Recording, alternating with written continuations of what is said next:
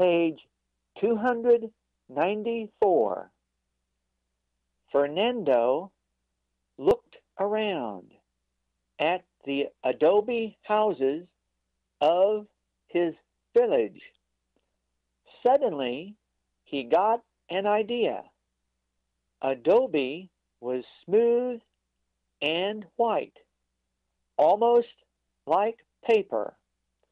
Why couldn't he paint on the outside of his family's adobe house?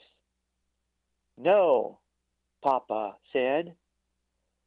Whoever saw pictures on the outside of a house?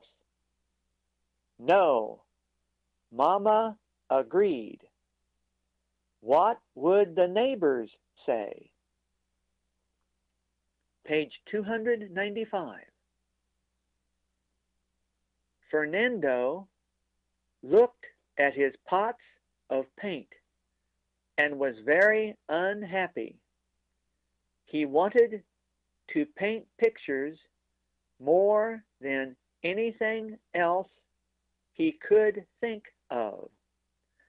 At last, Papa said, I can't stand to see my boy so miserable.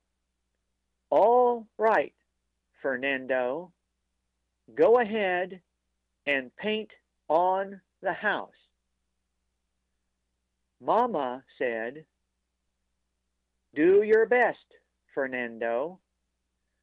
Remember, the neighbors will have to look at your pictures for a very long time. First, Fernando made a tiny plan of the pictures he was going to paint. Painting it with his smallest brush on one corner of the house. Your plan looks good to me, Fernando, Papa said. If you can paint pictures small, you should be able to paint them big. Fernando picked up his bigger brushes and started to paint a huge picture of the most beautiful tree in Panama, the flowering poinciana. On the left side of the front door, as he painted, he could look up and see the red flowers of a poinciana tree just beginning its dry season, blooming on the mountainside. The neighbors were very surprised. Senora Endera called out, come and see what Fernando is doing. Senor Ramon said, whoever saw a house with pictures on the outside? Pepita, the little girl next door, asked, does your mother know you're painting on your house? Fernando nodded and smiled and kept on painting. Now and then he would look up at the mountain to see the real poinciana. After a week, its flowers faded and died. Fernando's tree grew bigger and brighter and redder. On one branch, he added a black toucan with a flat yellow bill. On another branch, a lazy brown sloth hung by its 3 toes. The neighbors brought out chairs.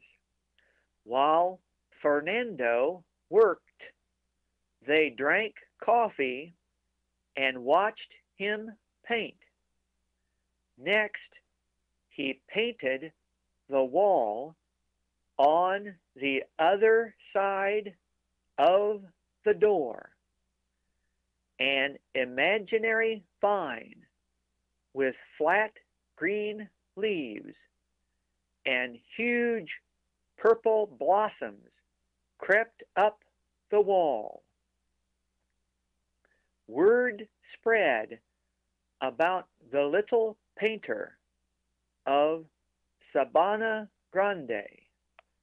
Even people from Santa Marta, the village around the mountain, hiked into town to watch him paint. The purple vine now reached almost to the thatched roof. One day, Senora Arias came from the school in Santa Marta. Why was his teacher looking for him? Fernando wondered. It was still dry season when there wasn't any school. It hadn't rained for a month. School's not starting yet, his teacher said. I came to see your painted adobe house that everyone in Santa Marta is talking about. Fernando, you did very well with those paintbrushes. I like it. She turned to the neighbors. Don't you? We certainly do. The neighbors agreed. They poured some coffee for the visiting teacher. Fernando, will you paint pictures on my house? Asked Senora Alfaro. And mine too, asked Senor Ramon. Fernando nodded yes, but he kept on painting. For fun, he added a black, white-faced monkey looking down at the people through purple flowers.